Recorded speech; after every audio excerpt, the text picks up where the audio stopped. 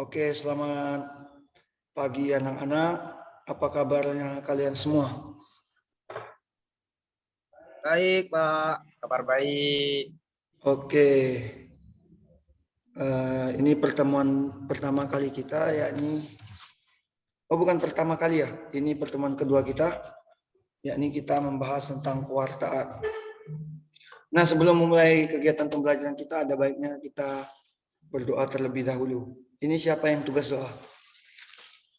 Saya, Pak. Saya Oke, tugas baiklah, doa. silakan Ogi.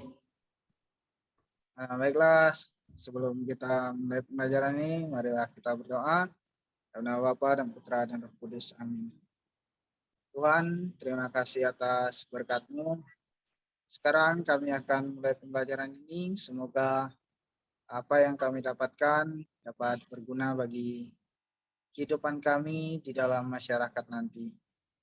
Semua doa ini kami sampaikan kepadamu dan perantara Kristus Tuhan kami. Amin. Amin. Dalam nama Bapa dan Putra dan Roh Kudus. Amin. Oke, terima kasih Ogi. Doa yang sangat baik sekali diawali dalam pembelajaran kita pada pagi hari ini. Mengenai materi kita minggu lalu, apakah ada yang ingin ditanyakan atau kita langsung masuk ke materi pada hari ini? Langsung masuk materi saja. Oke, baiklah. Milo, bagaimana Milo? Oke, Pak. Oke, baik. Bapak akan Langsung share materi screen. aja, Pak. Siap.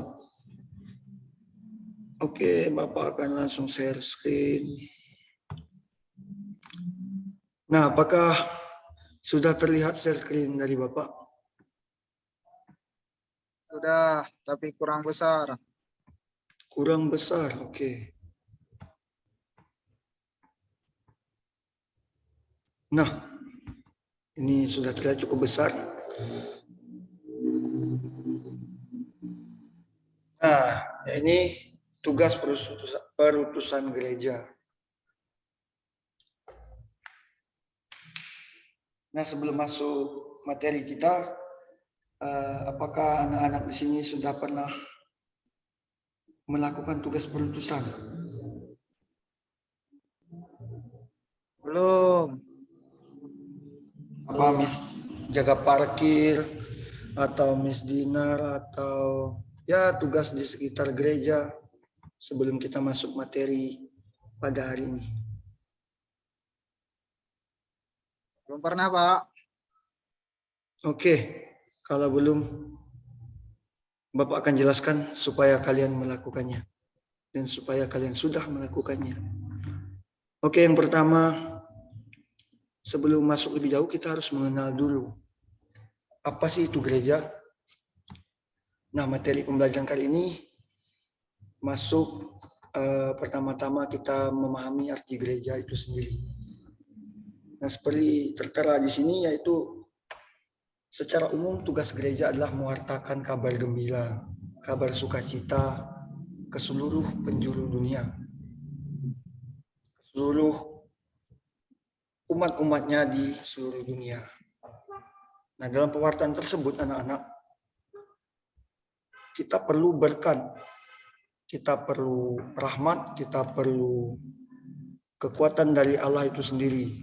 Nah, kalau di sini Bapak mengambil berkat apa itu? Berkat sakramen. Dan menjadi sakramen dari Tuhan. Ini sakramen ini dari Tuhan yang Tuhan berikan bagi kita umatnya manusia. Dan bagi dewasa sekarang ini. Dewasa ini. Nah, sakramen. Sakramen sebagaimana yang kita pahami dalam gereja kita sendiri, gereja Katolik, adalah tanda yang terlihat, yang dapat ditangkap panca indera yang diberikan Yesus, dan dipercayakan kepada gereja. Nah, sakramen ini kan kalau kita ketahui ada 7 ini. Nah, coba sebutkan Ogi 1 sampai 4-nya apa? Sakramen baptis, Oke. sakramen tobat, Oke. ekaristi, dan penguatan. Oke. Coba Milo, 3-nya apa Milo? sakramen imamat, sakramen imamat, Ayo, apa lagi? sakramen perkawinan. Satu lagi. Satunya lagi sakramen, lupa Apa saya untuk, Pak. Untuk orang sakit itu apa? Sakramen pengurapan orang sakit itu dia Pak. Oke, baik. Ya, sudah memahami ya kalian semua tentang 7 sakramen ini. Nah, ini kan menjadi tanda, menjadi bentuk bahwa sakramen ini menjadi bagian dari hidup kita, bagian dari hidup iman kita. Seperti kalau kita ibadah itu memasuki doa syukur agung, kan kita itu masuk ke dalam sakramen Ekaristi dalam rupa apa ini? Ogi mungkin bisa memberikan jawabannya dalam rupa apa kalau sakramen Ekaristi itu?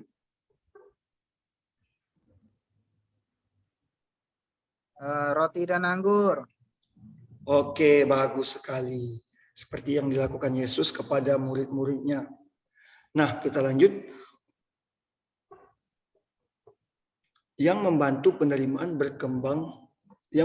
penerimaannya berkembang dalam kekudusan dan berkontribusi pada pertumbuhan gereja dalam amal kasih dan kesaksian iman.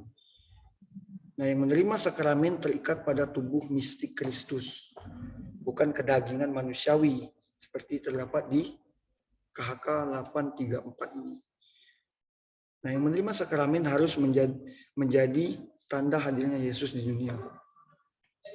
Kehidupan kita, gereja, adalah peringatan akan Tuhan. Nampak dalam dokumen pelutusan gereja. Seperti di bawah ini. Baik, kita akan memasuki dokumen-dokumen yang akan kita bahas mengenai pewartaan, mengenai gereja dan sakramen. Nah, yang pertama adalah Propenosti, yakni tentang penyebaran iman.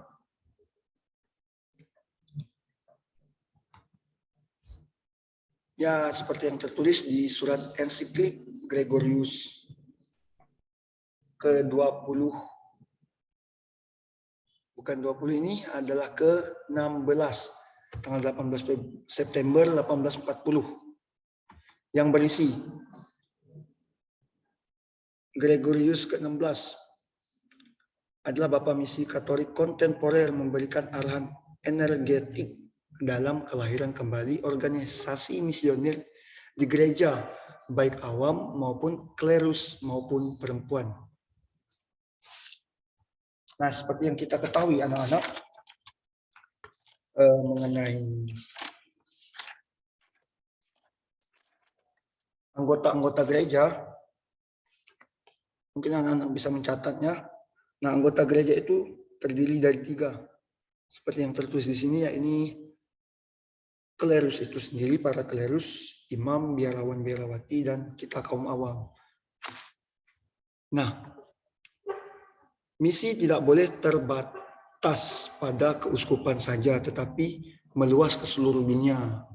Jadi, yang dibicarakan dalam dokumen ini, yakni misi pewartaan, tidak hanya terbatas pada lingkup keuskupan saja, namun harus meluas ke seluruh dunia agar kabar sukacita, kabar gembira ini bisa hadir ke setiap penjuru dunia, ke setiap orang.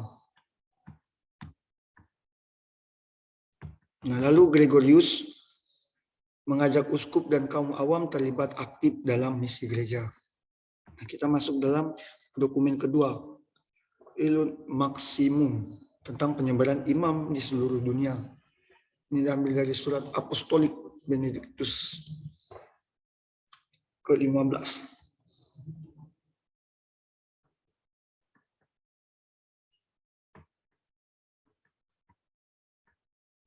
Ini masih mendengarkan ya?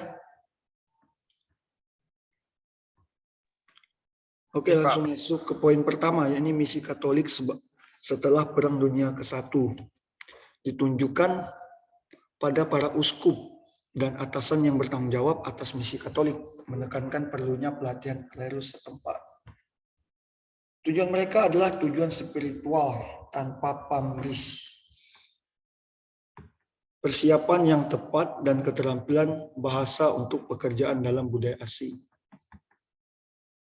Nah, misi ini tidak hanya untuk misionaris, tetapi semua umat Katolik harus berpartisipasi.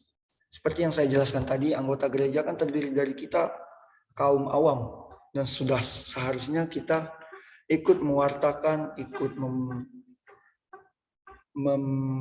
memberikan hati kita sedikit untuk menyuarakan hal-hal yang benar.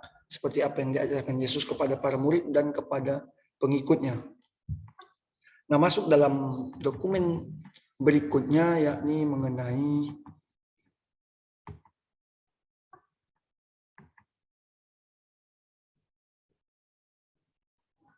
Replum Ecclesiae tentang mempromosikan misi suci, surat ensiklik. Pendirian, ini poin pertamanya, pendirian, pemadatan, dan kemandirian gereja baru. Ditunjukkan untuk asimilasi gereja ke dalam distrik misionaris. Nah, pekerjaan orang asing dianggap selesai jika yayasan baru mendirikan kepemimpinan sendiri, gereja, pendeta pribumi, dan dana. Nah, mendirikan gereja pendeta asli yang akan cocok dengan pendeta Eropa. Nah, menyesuaikan dengan pendeta-pendeta di Eropa atau pastor-pastor di Eropa. Nah, sesuai harapan dan kepentingan penduduk asli serta kondisi dan keadaan daerah. Sistem monastik asli, jarak kontemplatif, menawarkan kontribusi bagi perkembangan masing-masing gereja.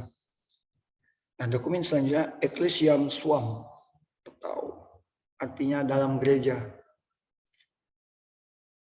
Nah, poin pertamanya ialah mendesak umat Kristiani untuk mengembangkan pemahaman yang kuat tentang iman mereka sebelum keduniaan yang luas. Nah, di sini poin pertama ini ingin menekankan bahwa iman ini menjadi peran penting.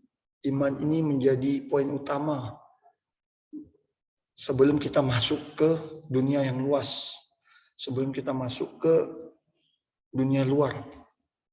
Nah, poin keduanya adalah pentingnya dialog antar agama lain atau dengan agama lain. Karena dialog ini menjadi peran penting dalam perkembangan masyarakat untuk menghidupkan toleransi antar umat beragama agar terciptanya rukun cinta kasih itu sendiri. Nah, Paulus menyoroti perlunya pendekatan dialog dengan suasana kerendahan hati dan kesabaran dan kasih, seperti yang Bapak jelaskan tadi. Juga tujuan harus tetap membawa kebenaran iman Kristiani kepada orang lain dan menemukan kesamaan. Nah, dokumen selanjutnya yakni Lumen Gentium, konstitusi dogmatis tentang gereja. Menelusuri perkembangan hierarki hingga periode modern, menegaskan kembali suksesi apostolik para uskup, mengartikulasi gagasan kolegialitas, menggambarkan Paus bukan sebagai penguasa tetapi sebagai pemersatu yang sederajat. Nah, Paus itu kan yang kita ketahui adalah kepala ya. Nah, Bapak ingin bertanya, Paus itu di mana keberadaannya? Di Roma, Vatikan, Pak. Bagus. Pak. Di Roma.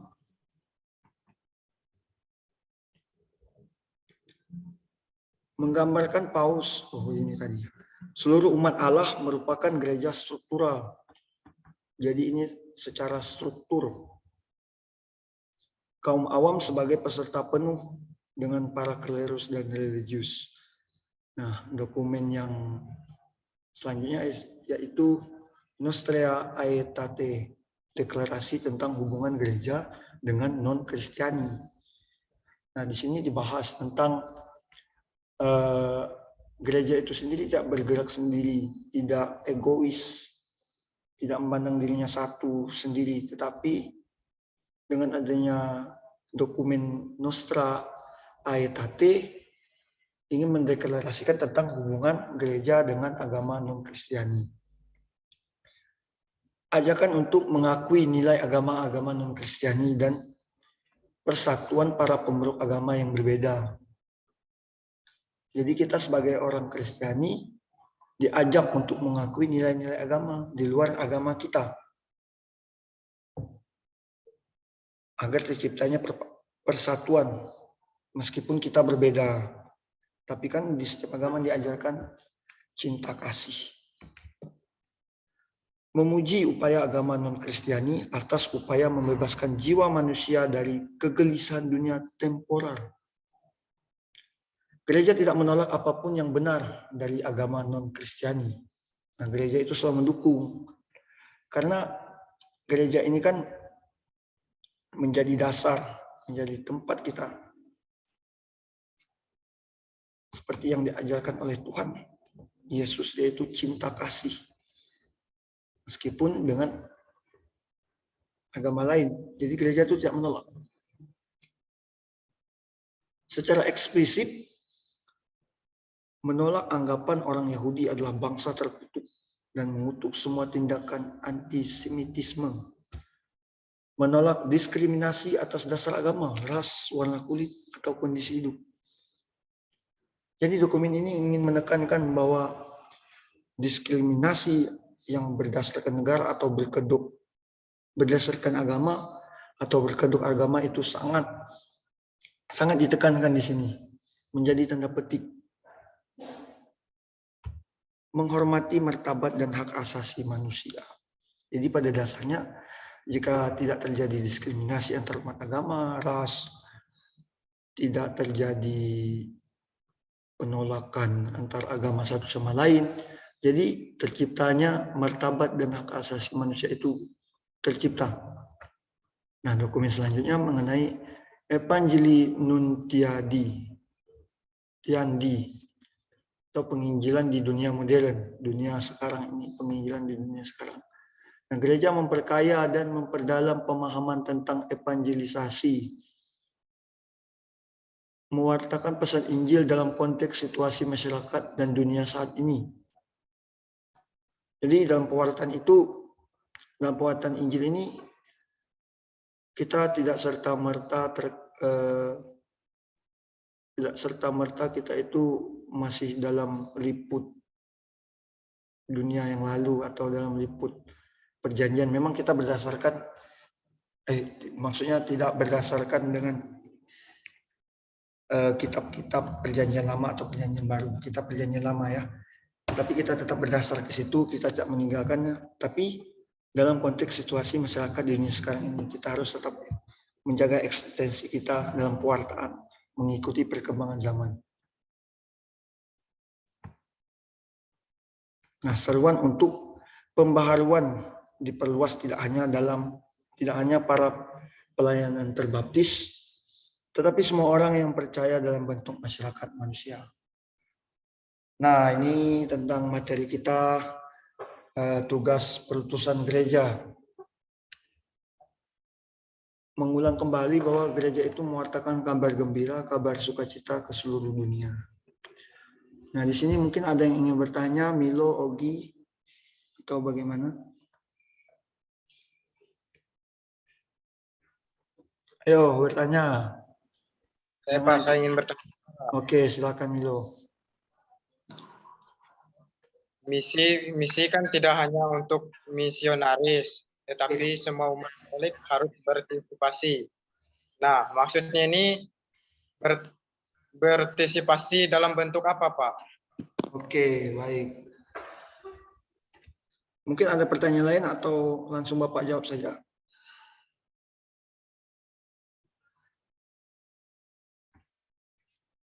Ya, mungkin ada baiknya langsung Bapak jawab ya. Ya, langsung saja Pak. Nah, mengenai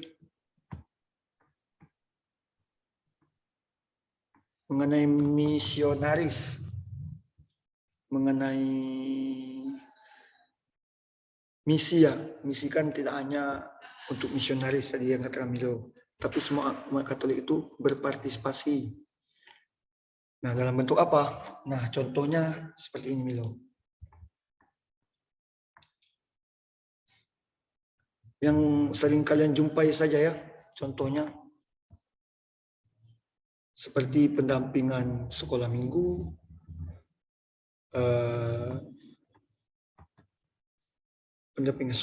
dan contoh dasarnya yaitu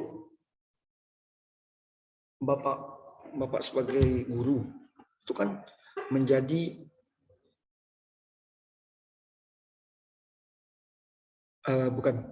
bapak kan sebagai guru ini berpartisipasi dalam misi tersebut, tidak hanya misionaris. Kita sebagai awam kan berpartisipasi. Maksudnya gini, guru itu kan memberikan ajaran, memberikan pemahaman materi-materi tentang pendidikan sesuai dengan mata pembelajarannya. Nah, kita sebagai kaum awam berhak mengambil bagian dalam misi pewartaan ini. Seperti yang Bapak katakan tadi, anggota itu hanya imam-imam dan biarawati saja, tetapi kita semua.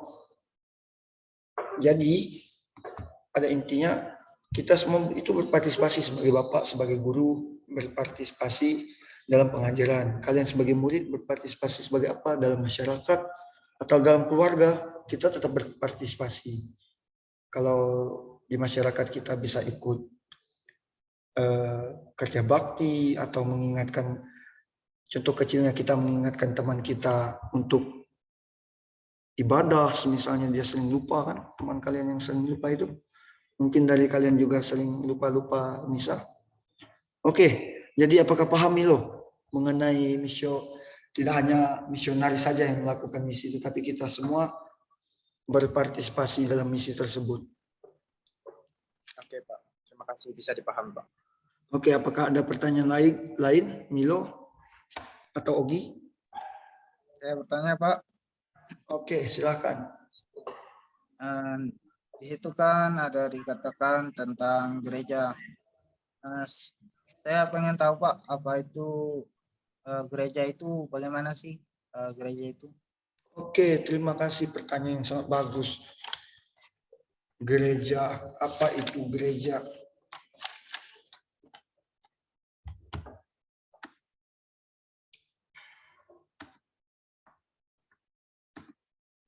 Gereja. Nah, gereja ini kan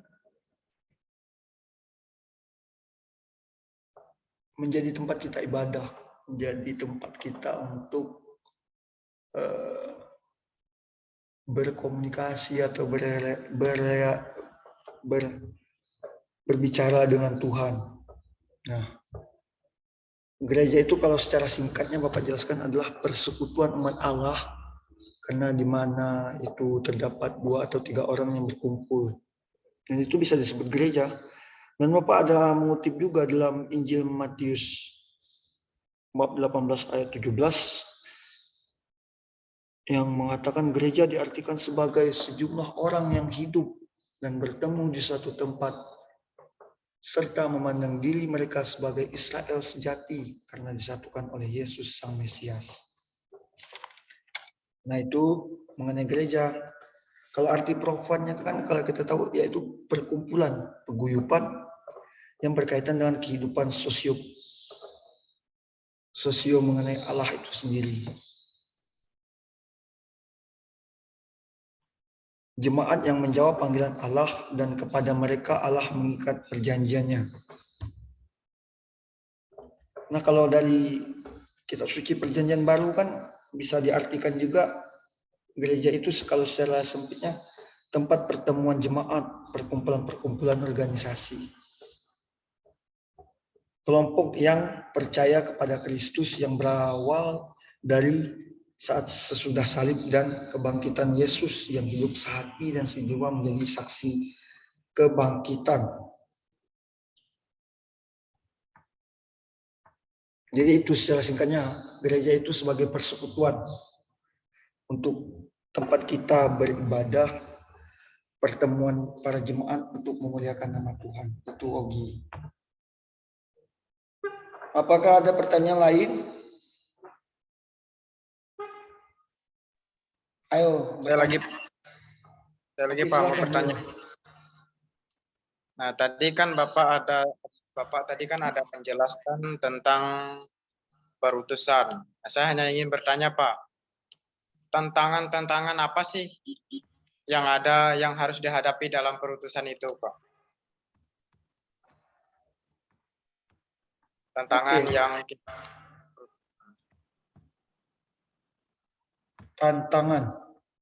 tantangan dalam perutusan.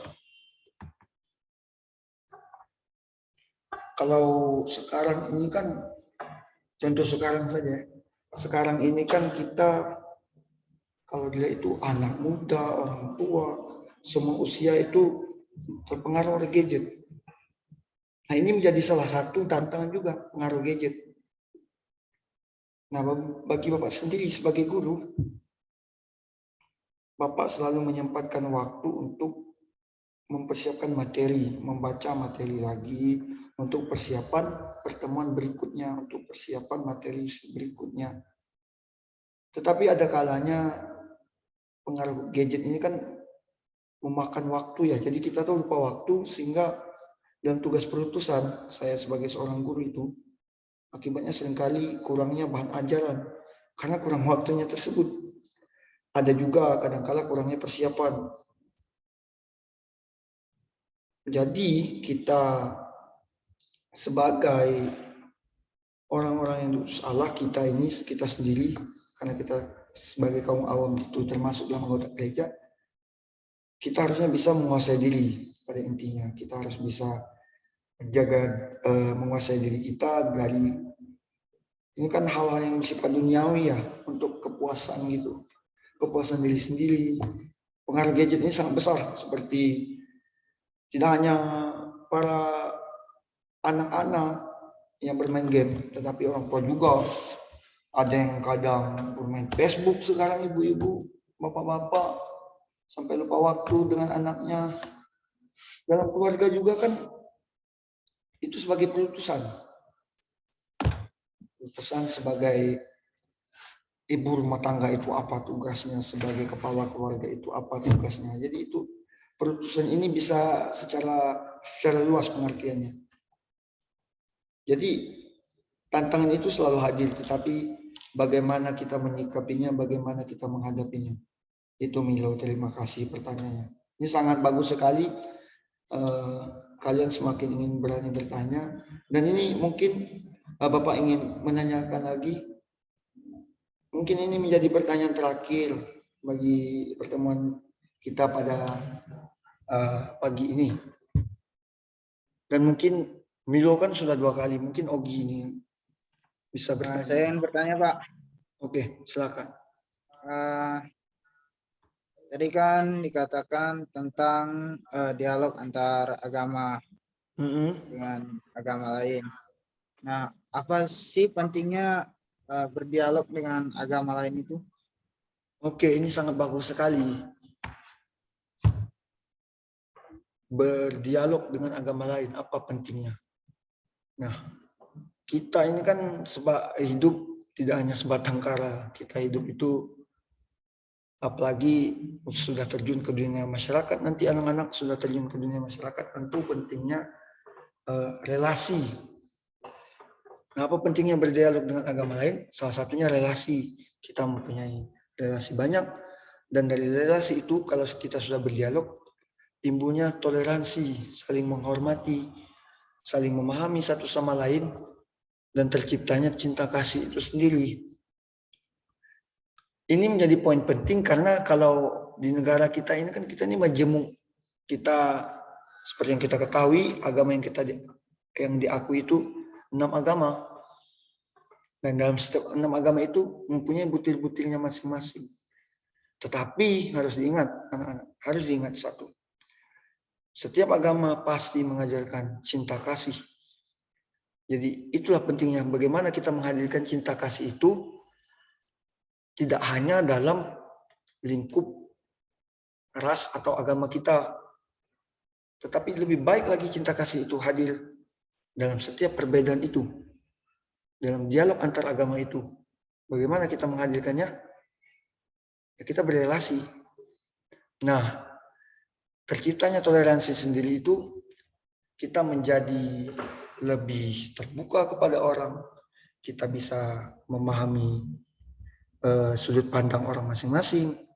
Kita bisa memahami kenapa sih kita nggak mau deket, kita nggak mau mencoba untuk berkomunikasi atau berrelasi dengan teman agama kita yang sebelah gitu atau tetangga kita sebelah. Nah, itu. Jadi pentingnya dialog antar umat agama itu menghadirkan cinta kasih yang diajarkan di setiap agama. Jika itu tercipta, maka toleransi itu terjadi. Tetapi yang kita lihat sekarang ini kan susahnya itu bagaimana menghadirkan cinta kasih itu. Toleransi saja susah menghadirkannya. Orang masing-masing lulu gue, masing-masing ingin menunjukkan agamanya yang paling baik, ingin menunjukkan agamanya yang paling berkuasa. Tetapi pada itu adalah oknum-oknum anak-anak. Padahal yang kita ketahui, agama itu kan mengajarkan cinta kasih. Nah itu Ogi, terima kasih. Pertanyaan ini sangat bagus dan sekaligus menutup perjumpaan kita pada pagi ini. Tidak ada pertanyaan lagi? Tidak ada, Pak. Oke, baik. Terima kasih untuk pertemuan kita pada pagi hari ini.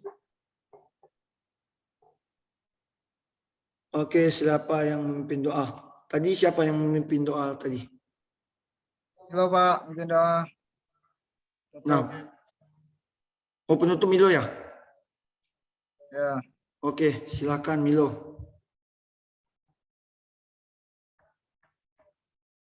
Halo Milo, silakan memimpin doa pulang. Halo, baik Bapak dan teman-teman, sebelum kita mengakhiri pertemuan kita, marilah kita berdoa dalam nama Bapa, Putra, dan Roh Kudus. Amin. Tuhan Yesus Kristus, terima kasih ya Tuhan, kami telah menyelesaikan pertemuan Zoom meeting kami pada hari ini. Semoga apa yang dijelaskan oleh Bapak Guru kami bisa mengerti dan bisa memahami dengan masa depan kami. Kemuliaan kepada Bapa dan Putra dan Roh Kudus, seperti pada permulaan sekarang selalu sepanjang segala abad. Amin. Oke, terima kasih anak-anak.